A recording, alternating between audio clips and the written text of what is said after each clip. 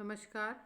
BA प्रथम वर्ष के प्रथम प्रश्न पत्र के टॉपिक व्यवहारवाद के बारे में हम बात करेंगे आज। क्योंकि मैंने व्यवहारवाद पे आपको पहले भी बताया था कि व्यवहारवाद एक ऐसा आंदोलन है जिसमें राजनीतिक संस्थाओं के स्थान पर संस्थाओं में जो लोग व्यक्ति व्यवहार करते हैं उनका अध्ययन किया जाता है।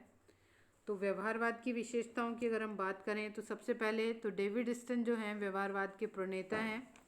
व्यवहारवाद के अध्ययन की इकाई मानव का ऐसा व्यवहार है जिसका प्रत्येक व्यक्ति द्वारा पर्यवेक्षण, मापन और सत्यापन किया जा सकता है।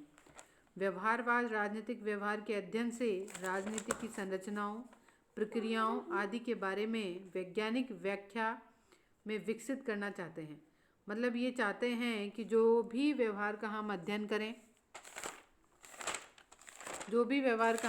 करें उस अध्ययन में संरचनाओं की प्रक्रियाओं, वैज्ञानिक पद्धतियों को उपयोग में लाया जाना चाहिए। चलिए, तो सबसे पहले हम अब इसकी विशेषताओं पर आते हैं। विशेषताओं में सबसे पहले जो डेविड स्टन हैं उन्होंने अपनी पुस्तक आधिकारिक विद्वान जो माना जाता है वो डेविड स्टन को माना जाता है, और उन्होंने अपना एक लेख लिखा है the current meaning of behaviourism में 8 बौद्धिक आधारशिलाएं बताई हैं। इन 8 बौद्धिक आधारशिलाओं में सबसे पहली बौद्धिक आधारशिला है नियमितता। नियमितता जो है, जिसे हम इंग्लिश में रेगुलेटरी कहेंगे, इसमें भविष्यवाणी करने अर्थात पूर्वानुमान लगाने में सहायता मिलती है। व्यवहारवादी इस बात को स्वीकार करते हैं कि राजनीतिक व्यवहार सदैव एक सा नहीं रहता है, फिर भी उसमें कुछ समानताएं अर्थात नियमितताएं इंगित की जा सकती हैं। उदाहरण के रूप में अगर हम देखें तो यदि निर्वाचनों में मतदाताओं ने बार बार एक ही दल या व्यक्ति को मतदान किया हो तो उनके इस मतदान व्यवहार के प्रेरक तत्वों को हम खोज सकते हैं कि सामाजिक स्तर, आर्थिक स्थिति, जाति संबंध, क्षेत्रीय और भाषाई आधारों की भूमिका को हम समझ सकते हैं। इस तरह व्यवहार की नियमितताओं के आधार पर राजनीतिक घटनाओं की व्याख्या की जा सकती है और पूर्वानुमान लगाया जा सकता है, और यही कहलाता है नियमितताएं। सत्यापन यानी वेरिफिकेशन, इसमें सामान्यकरण की जो वैधता की जांच करने में सहायता मिलती है। व्यक्तिनिष्ठ मूल्यों को शोध के बाहर निकालने में सहायता मिलती है।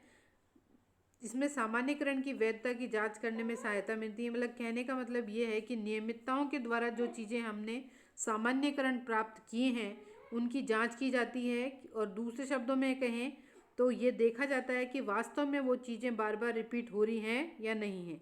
तो जब ये वेरिफिकेशन हो जाता है, ये सत्य सिद्ध हो जाता है कि ये कुछ कारण हैं जिनकी वजह से पुरानी घटना बार बार रिपीट हो रही है, तो वो वेरिफिकेशन कहलाता है। फिर हैं तकनीकें, इसमें तथ्यों के चयन और संकलन में सहायता मिलती है। व्यक्तिनिष्ठ मूल्यों को शोध के बाहर निकालने में सहायता मिलती है, यानी जो भी शोध करता है वह अपने तथ्यों का संकलन करे और साथ ही संकलित करके उनको वैज्ञानिक तरीकों से ये जांचने की कोशिश करे कि वो जो हैं वो सही भी हैं या गलत हैं। यही जो टेक्निक्स हैं वो तकनीकें कहलाती हैं। फिर आता है परिमाणीकरण यानी क्वांटिफिकेशन।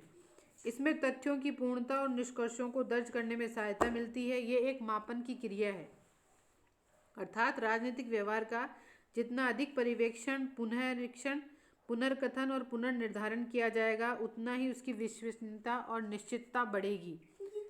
ठीक है। फिर है मूल्य के बाद आता है मूल्य निरपेक्षता, यानी वैल्यू फ्री। जो भी आपका शोध कार्य है वो वैल्यू फ्री होना चाहिए। यह शोध को वस्तुनिष्ठ बनाने यानी मूल्य निरपेक्षता पर जोर देता है। ये कहना चाहते हैं कि मूल्य और तथ्यों को पृथक रखा जाए और ये कोशिश की जाए कि राजनीतिक विज्ञान के किसी भी विषय का अध्ययन करने वाला अध्ययनकर्ता अपने विचारों को अध्ययन में सम्मिलित ना करे। ये कहलाता है मूल्य निरपेक्षता। फिर हम आते हैं व्यवस्थाबद्धीकरण, जिसे हम व्यवस्थापन भी कहते हैं, सिस्टमेटाइजेशन। अब जो शोध काम आपने किया है उसको व्यवस्थित करना है, और व्यवहारवादी ये चाहते हैं कि सिद्धांत के बिना शोध महत्वहीन है, इसलिए तथ्यों के बिना समर्थित सिद्धांत भी फलहीन है। अतः व्यवहारवादी इस बात पर जोर देते हैं कि जो भी आपने अध्ययन किया है वो कार्य कारण सिद्धांत पर आधारित होना चाहिए। कैजुअल थ्योरी जो कहलाती है कि जो कोई कारण है उसका ये परिणाम हुआ है।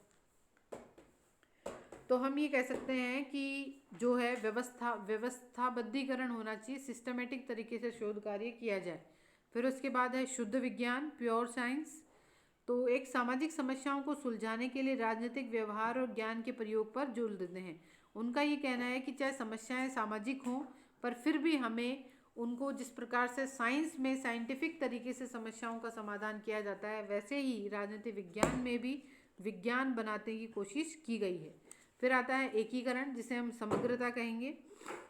समग्रता, इंटीग्रेशन, यानी राजनीतिक शास्त्र में जब हम किसी विषय का अध्ययन कर रहे हैं तो सिर्फ हमें उसके राजनीतिक परिप्रेक्ष्य का अध्ययन नहीं करना है, बल्कि उसके सामाजिक, आर्थिक, सांस्कृतिक सभी परिप्रेक्ष्यों का अध्ययन करना है, ताकि हमारे अध्ययन में समग्रता आ सके, इंटीग्रेशन हो सके। इस प्रकार आज हमने पढ़ा कि व्यवहारवाद की विशेषताएं क्या हैं, व्यवहारवाद के आधिकारिक विद्वान कौन हैं, डेविड स्टन, और उन्होंने अपनी 8 बौद्धिक आधारशिलाएं बताई हैं, जिसके आधार पर उन्होंने कहा है कि अब राजनीति विज्ञान में अध्ययन का जो भी तरीका होगा उसमें हम वैज्ञानिक तरीकों को अपनाएंगे। नियमितताएं, सत्यापन, तकनीकी प्रयोग, परिमाणीकरण, मूल्य निरपेक्षता, व्यवस्थाबद्धीकरण, विशुद्ध विज्ञान, और अंत में है समग्रता यानी इंटीग्रेशन। तो ये व्यवहारवाद की 8 बौद्धिक आधारशिलाएं हैं। ये महत्वपूर्ण है क्योंकि हमेशा परीक्षा में पूछी जाती हैं कि डेविड स्टन द्वारा बताई गई व्यवहारवाद की 8 बौद्धिक आधारशिलाएं बताइए। तो आपको ये याद करनी है।